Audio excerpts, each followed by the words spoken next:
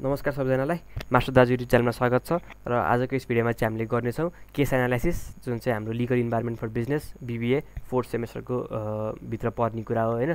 So हामीले already एउटा video बनाइसकेको छौँ जुन चाहिँ important questions for legal environment for business भनेर हैन। सो त्यो भिडियो हेर्नलाई चाहिँ अब माथिको आई बटनमा क्लिक गर्नु होला हैन, त्यहाँ भिडियो पप भयो होला एउटा।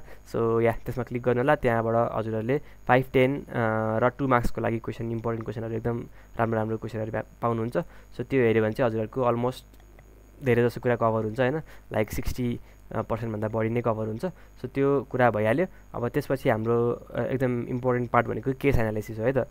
सो हामीलाई चाहिँ 2 मार्क्समा पनि दिन्छ 3-4वटा केसहरू हैन, यो भयो भने के गर्ने अथवा के हुन्छ यो सिचुएसनमा अथवा कसरी डिसिजन दिने भनेर भन्छ हो। यस्तो यस्तो कुरा को लागि चाहिँ अब हामीले केस एनालाइसिसको 13वटा केस लिएर आएको छौँ हामीले आज हैन। सो त्यही अनुसार हेरेर अलिअलि सिक्न सकिन्छ है त। सो त्यो कुरा भइहाल्यो। अब अर्को कुरा चाहिँ बीबीए फोर्थ सेमको अथवा बीबीए बीबीएम बीआईएमहरूको स्टुडेन्ट कोही हुनुहुन्छ हेरिरहनु भएको छ भने सब्सक्राइब गरेर राख्नु होला, किनभने हामीले कन्टेन्ट पोस्ट गर्ने भनेकै यही BBA BBA finance BBM BIM म्यानेजमेन्टको ब्याचलर इन म्यानेजमेन्टवाला कुराकै हो हैन, कन्टेन्ट पोस्ट गर्ने भनेको। So you guys will be benefited from that. सो त्यो भएको भएर चाहिँ सब्सक्राइब गरेर राख्नु होला। अब यति भन्दै केही पनि ढिला नगरिकन केस सुरु गरौँ, किनभने भोलि एक्जाम छ है त। So let's get started with the cases. अब यो फर्स्ट केस हेरौँ हामी हैन।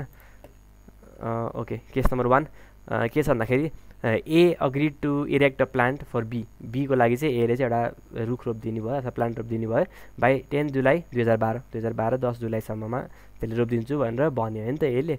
अब A further agreed to pay ₹1000 per month as damage in case of delay beyond the agreed date भनेको 2012 10 जुलाई भन्दा पछाडि अब त्यतिसम्म एले काम गर्न सकेन अनि त्योभन्दा अझै बढी टाइम लाग्यो भने चाहिँ पर मन्थ ₹1000 को बेसिसमा चाहिँ त्यसले कम्पेन्सेसन अथवा ड्यामेजेस जुन भनेको छ भने कम्पेन्सेसन हो है, त्यो चाहिँ पे गर्छु भनेर भन्यो नि त।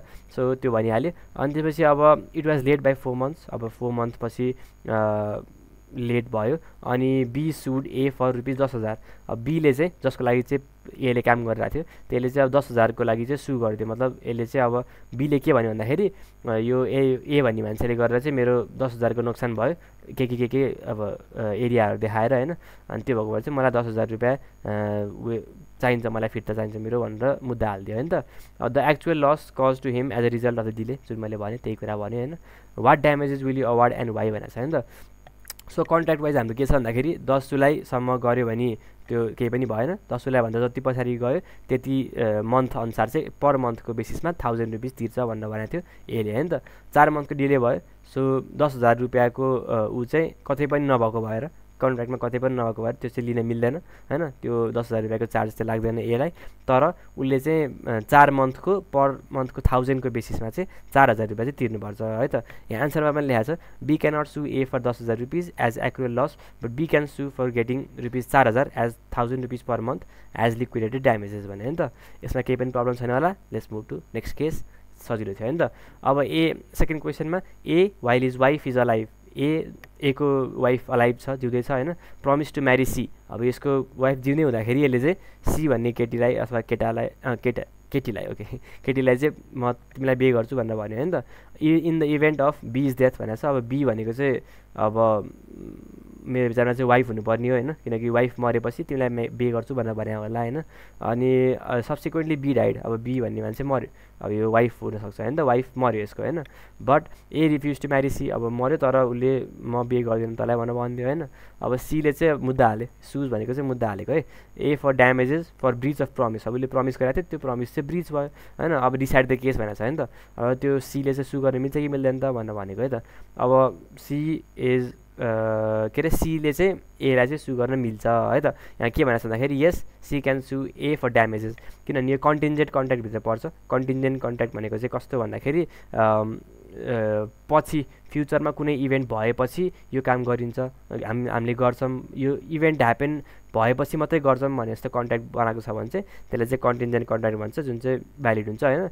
So breach of promise due to contingent contract भनेर भनेको छ। यो कन्ट्र्याक्ट गरेको थियो, सो यो कन्ट्र्याक्टको ब्रिच भयो, सो त्यो भएको भएर चाहिँ सीले चाहिँ यसलाई स्यु गर्न मिल्छ है त। सो त्यो कुरा भइहाल्यो। केस नम्बर 3 मा हेरौँ। The unloading of a ship was delayed beyond the date agreed with the ship owners होइन।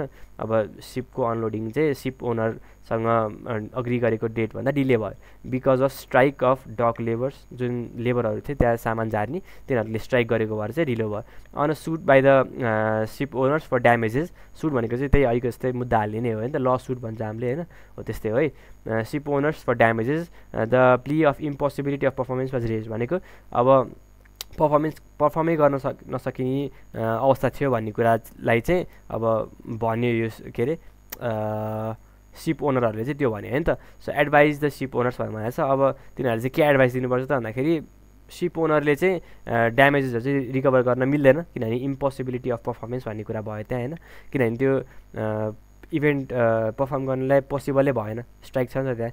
तर त्यो स्ट्राइक फेरि उनीहरूले नै गरेको भए त्यो उसकै फल्ट भएको भए चाहिँ गर्नु पर्थ्यो होइन। तर उनीहरूले आफैले जानेर अथवा आफ्नो त्यो इन्टेन्सन नराखिकन त्यो भएको इभेन्टले गरेर चाहिँ डिस्टर्ब भएको भए चाहिँ त्यो चाहिँ अब मिल्दैन, ड्यामेज रिकभर गर्न चाहिँ मिल्दैन भनेको छ होइन त।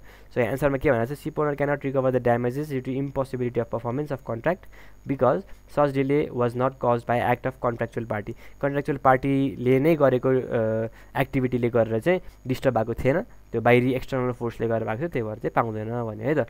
अब केस नम्बर 4 मा हेरौँ। X delivers gold jewel to Y on the basis of sale or return भनेको छ होइन। भनेको चाहिँ एक्सले चाहिँ अब वाईलाई सुनको केही गहना दियो भनेर भनेको होइन त, on the basis of sale or return, कि त बेच्ने कि त फिर्ता दिने भनेर भन्यो होइन त। So both the parties agree that the ownership will not be passed until Y pays the price of the goods भन्यो होइन त। अब एक्सले वाईलाई दियो, अब वाईले चाहिँ एक्सलाई पैसा दिनु पऱ्यो होइन त। अब यहाँ कन्ट्र्याक्टमा के भएको थियो भन्दाखेरि त्यो एक्सको जुन सम्पत्ति थियो त्यो गोल्ड ज्वेलरी चाहिँ एक्सको सम्पत्ति थियो हो, त्यो एक्सको सम्पत्ति चाहिँ वाईको नाममा चाहिँ ओनरसिप ट्रान्सफर चाहिँ हुँदैन जबसम्म वाईले पैसा तिर्दैन भनेर भन्यो है त। सो वाईले पैसा नतिरिन्जेलसम्म चाहिँ त्यो चाहिँ हुँदैन भनेर भन्यो। अब त्यो भइसकेपछि अनि के भयो त भन्दाखेरि without paying the price Y sells the good to Z. अब वाई भन्ने मान्छेले चाहिँ उसलाई एक्सलाई पैसा नतिरिकन चाहिँ त्यो सामान चाहिँ जेटलाई बेचिदियो होइन त। Is the contract of the sale valid भनेर भनेको छ। अब यो सेलवाला कन्ट्र्याक्ट भ्यालिड भयो त भनेर सोध्यो होइन त। So can jet good title over the goods भनेर भन्यो। यो भनेको चाहिँ अब यहाँ ग्रामर के मिस्टेक भयो थाहा भएन, मैले लेखाएँ यो मैले कहीँबाट कपी गरायो होइन, क्वेसन कपी गरायो। सो त्यो भएको अलिकति मिस्टेक भयो। यो भनेको चाहिँ जेटले चाहिँ त्यो गुडको चाहिँ ओनरसिप पाउन सक्छ त भनेर भनेको है, सिम्पल होइन त।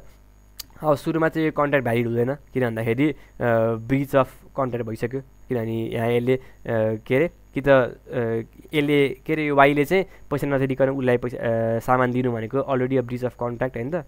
सो त्यो भएको भएर चाहिँ जेडको ओनरसिप पनि हुँदैन, कन्ट्र्याक्ट भ्याल्यु पनि हुँदैन कि, किनभने जेडको ओनरसिप किन हुँदैन भन्दाखेरि त्यो सेलर जुन वाई थियो वाईसँग चाहिँ कुनै पनि राइट छैन टु ट्रान्सफर द ओनरसिप, किनकि वाईको आफ्नो पनि होइन नि त। सो त्यो भएको भएर चाहिँ no Z does not have a good title over the goods because his seller has no right to transfer the ownership of the gold jewels भनेर भन्यो नि त। सो उसको सेलर जो त्यो गरेको वाई हो त्योसँग चाहिँ त्यो अधिकार थिएन जसले गर्दाखेरि चाहिँ ओनरसिप अफ गोल्ड जुवेल्स होस् है त। यो भयो केस नम्बर 4। केस नम्बर 5 छ यहाँ employee B A employees B. Okay A employees B अलिकति यो झुकिन्छ, यो जस्तो पढिन्छ किनभने सुरुमा त्यो ए पढ्ने बानी छैन नि त हामीलाई। सो त्यो भइहाल्यो। A employees B as a manager of his factory for a term of 3 years 3 वर्षको लागि अपोइन्ट गर्यो। एट अ मन्थली स्यालेरी र 25,000 रुपियाँ म तँलाई पर मन्थ दिन्छु भनेर अपोइन्ट गर्यो without any lapse on the part of B. अब बी जो म्यानेजर थियो उसले चाहिँ केही पनि गल्ती चाहिँ गरेको थिएन, तर एले चाहिँ अब 2 वर्षपछि त निक्ली भाइ भनेर भन्यो होइन त। सो निकालिदियो। अब B could not get an alternative job. अब बीलाई निकालिसकेपछि अब बीले अरू ठाउँमा जब पाएन होइन त। अनि त्यसले चाहिँ अब मुद्दा हालिदिन्छु तँलाई भनेर मुद्दा हालिदियो, एलाई मुद्दा हालिदियो। अब बीले के भनेर मुद्दा हालिदियो भन्दाखेरि मलाई अब कन्ट्र्याक्ट विपरीत गएर चाहिँ मलाई निकालिदियो, मेरो कुनै गल्ती पनि थिएन, अब मलाई चाहिँ त्यो बापत कम्पेन्सेसन चाहियो अथवा ड्यामेजेस भनेको कम्पेन्सेसनै हो, यहाँ ड्यामेजेस जुन भनेको छ त्योमा चाहियो भनेर भन्यो होइन त। सो अब विली सक्सिड भनेर भनेको छ। अब if yes assess the amount of damages recoverable by him भनेको छ। अब विल ही सक्सिडमा त यस अफकोर्स, किनभने त्यो ब्रिच अफ कन्ट्र्याक्ट भएको छ क्लियरली होइन, अनि बीको पार्टबाट केही पनि गल्ती नभएको भएर चाहिँ झनै स्ट्रङ छ है त। त्यसपछि अर्को भनेको if yes assess the amount of damages recoverable by him भनेको छ। अब ड्यामेज रिकभर चाहिँ कति हुन्छ भन्दाखेरि जति वर्ष, अब 2 वर्षसम्म त उसले पायो पैसा होइन, अब 3rd इयरको 12 महिनाको स्यालेरी चाहिँ उसले पाउनु पऱ्यो, त्यति चाहिँ ड्यामेजेस रिकभरेबल हुन्छ है त। सो अब 12 महिना इन्टु 25,000, किनभने 1 महिनाको 25,000 हो नि त, त्यति पैसा चाहिँ उसले चाहिँ रिकभर गर्नुपर्ने हुन्छ भनेर भन्छ है त। सो यति भइहाल्यो, केस नम्बर 5 सक्यो है त। Case number 6 A pays B कति हो यो 1 10 100 1000 10,000 lakh 10 lakh okay 50 lakh in consideration of B is promising to marry C A's daughter भनेर भएको छ नि त। ओके यो अलिकति बुझ्न अलिकति गाह्रो होला होइन। ए को चाहिँ छोरी छ, त्यसको नाम सी हो होइन। बी भन्ने केटाले चाहिँ सीलाई अब म बिहे गर्छु भनेर एलाई भन्यो नि त, तेरो छोरी बिहे गर्छु म हेर भनेर भन्यो नि त। अब तेरो हुँदैन तपाईँको हुन्छ, आम सरी, तपाईँको छोरी बिहे गर्छु भनेर भन्यो नि त। अनि त्यसपछि अब एले के भन्यो भन्दाखेरि ठिक छ ल अब बिहे नै गर्ने भइसकेपछि अब 50 लाख रुपियाँ दिदिउँ न त भनेर दिए अब होइन, दिए अब बिहे गर्ने भएको भएर चाहिँ 50 लाख रुपियाँ दिन्छु तँलाई भनेर दिए होइन त। अब 50 लाख रुपियाँ दिए। अब सी भन्ने जुन केटी थिए जसको अब जो चाहिँ छोरी चाहिँ थिए ऊ चाहिँ युएसएमा थिए। अब युएसएमा थिए, अब 81 मरि, अब के भएर मरि थाहा भएन, तर प्रमिस जुन भनेको थियो त्यो अब बीले जतिखेर अब सीलाई म बिहे गर्छु भनेर भनेको थियो त्यतिखेर चाहिँ ऊ मरियो नि त। So is the contract valid and can A recover his money from B भनेर भन्यो नि त। सो अब सी मरिसकेको भएर कन्ट्र्याक्ट चाहिँ भ्यालिड हुँदैन, किन भन्दाखेरि अघि हामीले पनि कुरा गऱ्यौँ इम्पोसिबिलिटी अफ पर्फर्मेन्स। अब त्यसले चाहेर पनि म्यारी गर्न सक्दैन नि त, चाहेर पनि बिहे गर्न सक्दैन के अरे सीलाई, भनेपछि त्यो पोसिबलै भएन पर्फर्म गर्नलाई, भनेपछि कन्ट्र्याक्ट इज नट भ्यालिड। अब त्यो कन्ट्र्याक्ट भ्यालिड नभएपछि अब रिकभर गर्न त मिलिहाल्यो होइन त। So A can recover his money from B, किन भन्दाखेरि त्यसले कुन कन्डिसनमा दिएको थियो, बीले चाहिँ सीलाई बिहे गर्छ भन्ने कन्डिसनमा दिएको थियो, जुन कन्डिसन पुरा हुन पाएन त्यो भएको भएर फिर्ता पाउने अधिकार छ है त। सो यति भएपछि केस नम्बर 6 पनि सक्यो। म अलिकति छिटो बोल्दैछु किनभने टाइम कम छ होइन, भोलिको एक्जामको लागि टार्गेट गरेर बनाएको भिडियो अलिकति ढिलो भयो, अब त्यस्तै भयो होइन। त्यो भएको भएर यो कहीँबाट खोज्नु नि त पऱ्यो नि, अब केस पनि यतिकै त आउँदैन। सो कहीँबाट खोजेर लिएर आएर टाइप गरेर यताउता गर्दाखेरि अलिकति ढिलो भयो। सो त्यसको लागि अब त्यही भएर छिटो बोलिरहेको छु म पनि है त। सो केस नम्बर 7 मा के छ, A husband agree to pay $100 to his wife B. A र बी चाहिँ हस्बेन्ड वाइफ थिए, अनि बी चाहिँ वाइफ थियो, ए चाहिँ हस्बेन्ड थियो है त। अनि एभ्री मन्थ हरेक महिना चाहिँ उसले एले चाहिँ अब $100 चाहिँ दाइ दिन्छु भनेर भनेको थियो होइन त। वाइल हि वाज अब्रोड, ऊ चाहिँ विदेशमा थियो, ए चाहिँ विदेशमा थियो है त। After couple of months A fails to pay B a household allowance, अनि B file a suit against A for the recovery of amount decide the case भनेको छ नि त। सो केही महिनापछि चाहिँ अब एलाई चाहिँ अब केही पऱ्यो होला, यताउता भयो होला विदेशमा होइन, अनि आफ्नो घरमा चाहिँ वाइफलाई चाहिँ पैसा पठाउनलाई पाएन उसले होइन त।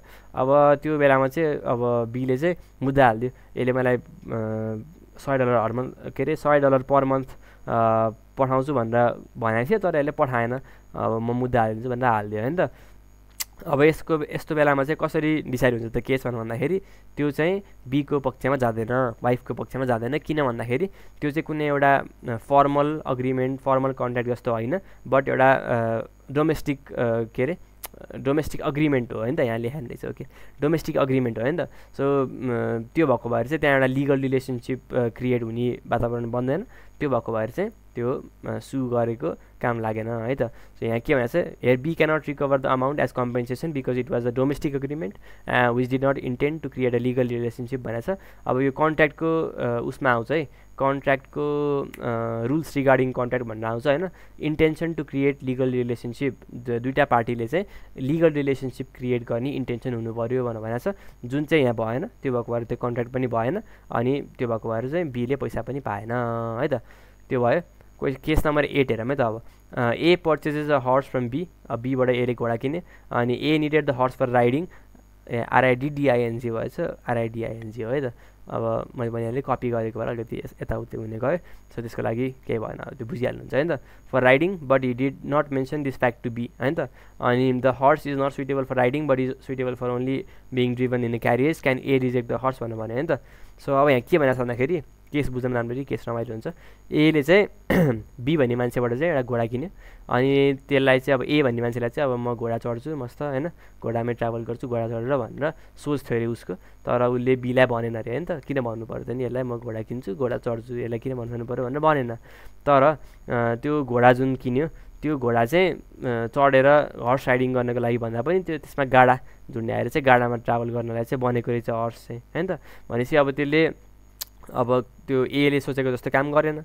अब एले चाहिँ रिजेक्ट गर्न सक्छ त हर्सलाई भनेर भने होइन त, रिजेक्ट गर्न सक्दैन। किन भन्दाखेरि हामीले एउटा पढाएको थियौँ कोभिड एम्टर भनेर पढाएको थियौँ होइन त, त्यो हामीले त्यो भिडियो के अगाडिको भिडियोमा हेरेको थियौँ। कोभिड एम्टर भनेको के हो भनेर मैले बुझाइदिएको पनि थिएँ। सो त्यो भनेको चाहिँ के भन्दाखेरि त्यो बायर जो किन्न लागेको मान्छे हो त्यो चाहिँ आफै चाहिँ अवेर हुनुपर्छ, जे किन्न लागेको त्यसको बारेमा चाहिँ आफै अवेर भएर चाहिँ बल्ल किन्नुपर्छ भन्ने कुरा गरेको छ। अनि यहाँ चाहिँ एले चाहिँ अब राम्ररी आफ्नो कुराहरू राखेन, आफ्नो जिज्ञासाहरू राखेन, अनि एको गल्तीको कारणले चाहिँ यो भएको भएर चाहिँ यो चाहिँ मिल्दैन है त। सो एले चाहिँ रिजेक्ट गर्न मिल्दैन, अब किन्नै पर्ने भयो है त।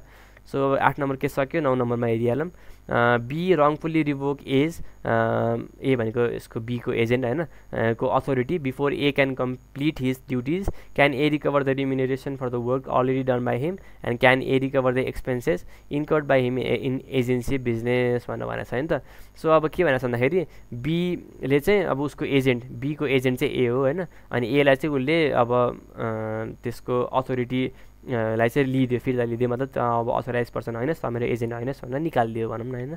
अब त्यो केसमा चाहिँ अब एले चाहिँ रिकभर गर्न सक्छ त भनेर भनेको के, अब केही समय काम गरेको थियो एले अनि बिचमा निकालिदियो, अब पैसा पनि दिएको छैन होइन, महिना पुगेको छैन होला अथवा के भएको थियो होला होइन। अनि अब एले चाहिँ क्लेम गर्न पाउँछ त आफ्नो पैसा भनेर भन्छ होइन त, किनकि ऊ त भएको थिएन नि त, महिना त पुगेको थिएन, उसले पैसा पनि दिएको थिएन।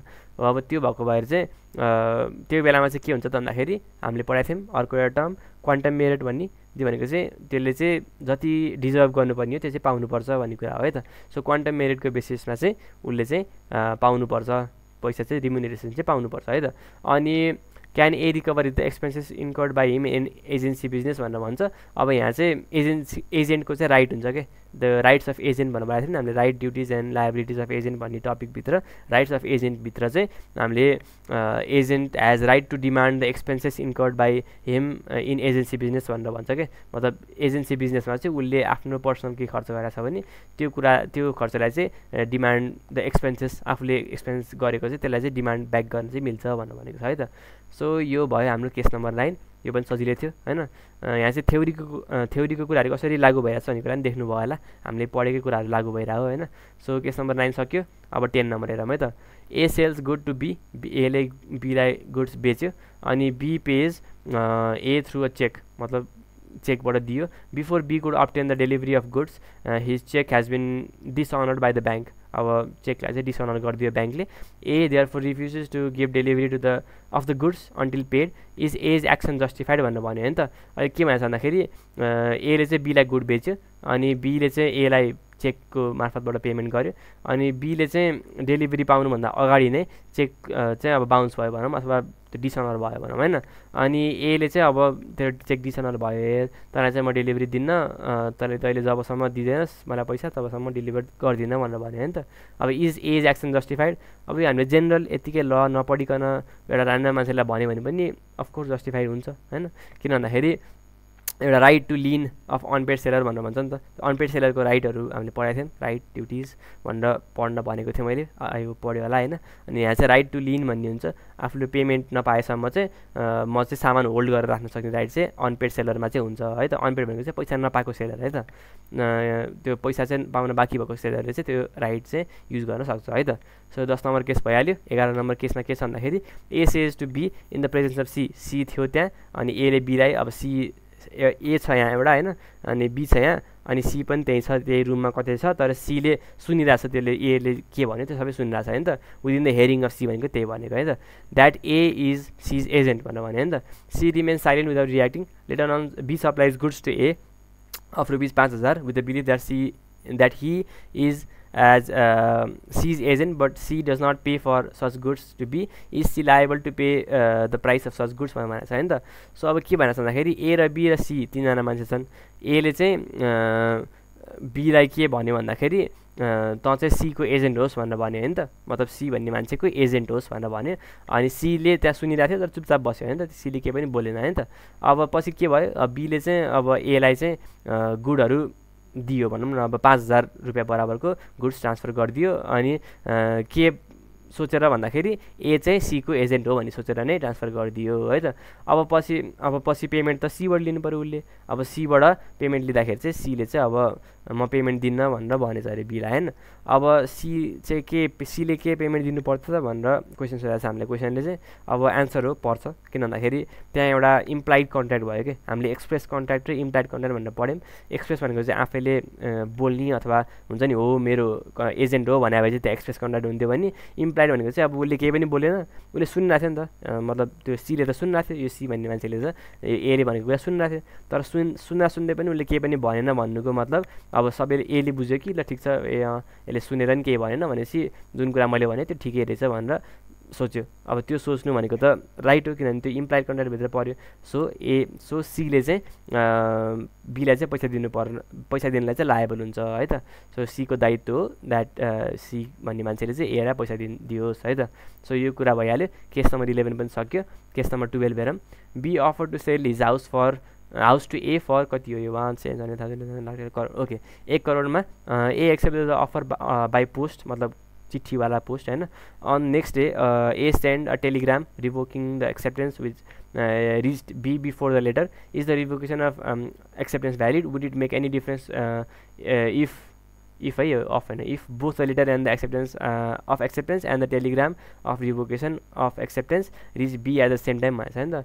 अब यो के छ भन्दाखेरि बीले चाहिँ अब एलाई सोध्यो भाइ त घर किन्छस् भनेर भन्यो होइन, घरको चाहिँ 1 करोड रुपियाँ हो भनेर भन्यो। अनि अब एले चाहिँ चिठी लेख्यो होइन त, चिठी लेखेर पोस्ट गरिदियो होइन। अब पोस्ट गरिदियो, अब त्यो पोस्ट पुग्न त टाइम लाग्छ नि त, 1 दिन लाग्ला 2 दिन लाग्ला अथवा टाइम लाग्छ एउटा। अनि अब त्यो पोस्ट पुग्नुभन्दा अगाडि नै, त्यो पोस्ट चाहिँ बी भएको ठाउँमा पुग्नुभन्दा अगाडि नै उसले मेसेज गरिदियो, टाइप गरेर मेसेज गरिदियो टेलिग्राममा द्याट म चाहिँ अब घर लिन्न भनेर भन्यो होइन त। सो घर लिन्न भन्यो तर त्यो पोस्ट पुगेकै छैन, त्यो चिठी त पुगेकै छैन होइन। सो ओके ल, सो अब यो रिभोकेसन चाहिँ भ्यालिड हुन्छ त भनेर भन्यो कि, उसले जुन टेलिग्राममा मेसेज पठायो के त्यो टेलिग्राममा पठाएको मेसेज भ्यालिड हुन्छ त भनेर भन्यो होइन। सो त्यो चाहिँ भ्यालिड हुन्छ, किन भन्दाखेरि कम्युनिकेसन टु रिभोक चाहिँ एक्सेप्ट गर्नुभन्दा पहिला पुग्यो नि त, मतलब पहिला चाहिँ रिभोकवाला पुग्यो रादर देन एक्सेप्टवाला पुगेको भए अर्कै केस हुनसक्थ्यो, तर यहाँ पोस्ट चाहिँ पुगेको छैन होइन भनेपछि त्यो भयो है त। सो अब इफ के अरे would it make any difference if both the letter of acceptance and telegram reach at the same time भनेको छ नि त। एकैचोटि पुग्यो भए के हुन्थ्यो, केही हुँदैन थियो, अब रिभोकेसन भ्यालिडै हुन्थ्यो, किन भन्दाखेरि एकैचोटि पुग्यो नि त। एउटामा किन्छु भनेको छ, एउटामा किन्दिनँ भनेको छ नि, त्यो किन्दिनेवाला नै भ्यालिड हुन्छ है त। सो यसमा कुरा खासै केही छैन, यसमा जेनरल सेन्समा पनि बुझिहालिन्छ होइन। सो यो कुरा सजिलै थियो है त। अब लास्ट केस हाम्रो case number 13। P was an applicant for the post of headmaster in a school. The managing committee of the school selected him for the post, but the decision was not officially communicated to P. But a member of MC who was not an agent of MC informed P that he had been selected. Subsequently, P's appointment was cancelled. Can P file a suit भनेर भनेको छ होइन त। के भयो भन्दाखेरि P भन्ने मान्छे थियो, त्यसले चाहिँ एउटा स्कुलको हेडमास्टर बन्छु म भनेर अप्लाई गर्यो। अनि त्यहाँको म्यानेजिङ डिरेक्टर यहाँ एमसी भनेको छ, त्यो भनेको म्यानेजिङ कमिटी हो है, म्यानेजिङ कमिटी हो। अनि म्यानेजिङ कमिटी अफ स्कुलले चाहिँ के भन्यो भन्दाखेरि मिटिङ गर्यो सानो होइन, आफैमा मिटिङ गर्यो। अनि ल यो पी भन्ने मान्छे चाहिँ राम्रै छ, यसलाई चाहिँ बनाइदिनु पर्ला हेडमास्टर भनेर भन्यो होइन त। तर उसले चाहिँ अफिसियली गएर पीलाई भनेको थिएन, अफिसियल मान्छेले गएर पीलाई ल त भइस् भाइ हेडमास्टर भनेर भनेको थिएन है त। अब त्यो भयो। अब त्यसपछि के भयो त भन्दाखेरि एमसीको कुनै एउटा मान्छे ऱ्यान्डम मान्छे गएर जसले चाहिँ सुनेको थियो, त्यो सबै डिस्कसन मिटिङमा थियो, त्यो मान्छेले चाहिँ अनअफिसियली गएर चाहिँ पीलाई भनिदियो के भन्दाखेरि भाइ त हाम्रो मिटिङ भइसक्यो, अब हेडमास्टर हुने त पक्का हो भनेर भन्यो होइन त। सो अब त्यो भन्यो, पी ढुक्क भएर बस्यो। तर पछि अब केही आकस्मिक सिचुएसन पऱ्यो होला, के पऱ्यो होला होइन, तर त्यो कुरा चाहिँ अब डिसिजन चाहिँ चेन्ज भयो अरे। अब होइन हामी नबनाउने पीलाई भनेर भयो होइन डिसिजन। अब पीले चाहिँ मुद्दा हाल्न मिल्छ त भनेर भन्छ, जुन चाहिँ अब मिल्दैन। अब यतिकै हेर्दा पनि थाहा हुन्छ, किन भन्दाखेरि उसले अफिसियली इन्फर्मेसन पाएको छैन, के अरे कन्ट्र्याक्चुअल रिलेसनसिप भएको छैन, किनकि त्यहाँ अफिसियल कुराको अफिसियली कम्युनिकेसन त भएन, अफिसियली एक्सेप्टेन्सको कम्युनिकेसन भएन। हामीले एक्सेप्ट गऱ्यौँ तिमीलाई एज ए हेडमास्टर भनेर चाहिँ भनेको छैन स्कुलले, अफिसियल्ली चाहिँ केही पनि भएन भनेपछि त्यो भएको भएर चाहिँ यो पीले चाहिँ सुट फाइल गर्न पाउँदैन है त। सो या यति हो। आजको लागि यति नै। अब अर्को फाइनेन्स एक्जामको लागि आउने क्वेसनहरू पनि आउँछ, भोलिको बेलुका अथवा पर्सिको बिहानसम्म आउँछ। So stay tune for that, subscribe गरेर राख्नु होला होइन। अब केसहरू यति नै हो, केही बुझाएन भने कमेन्ट गर्नु होला, म रिप्लाई गर्नेछु कमेन्टको होइन। सो या त्यही नै हो। I hope you like the video. हल्का फास्ट भयो, त्यसको लागि अलिकति सरी। मैले कट पनि गर्दिनँ, कहीँ पनि कट गर्दिनँ, यो एडिट पनि गर्नुपर्ने छैन, म एउटै गोमा भनिदिएँ होइन। सो त्यो भइहाल्यो, 13वटा केस डिस्कस गरियो। I hope you like it. अनि या त्यो all the best for your लको एक्जाम होइन, राम्रो गर्नु होला। सो या बाई बाई गाइज।